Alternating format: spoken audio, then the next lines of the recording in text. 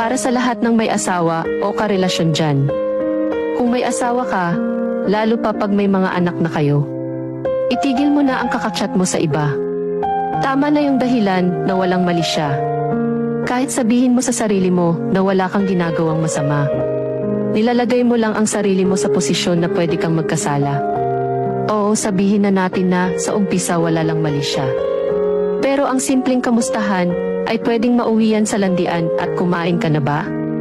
Ay pwedeng mauwi sa I love you-han.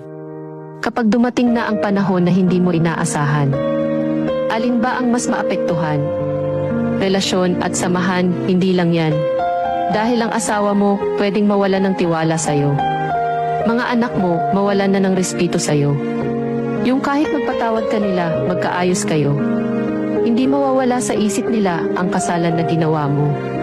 Yung kahit sabihin mong okay na kayo, tandaan mo na kapag ang tiwala pag nasira na, mahirap na yan mabuo ulit.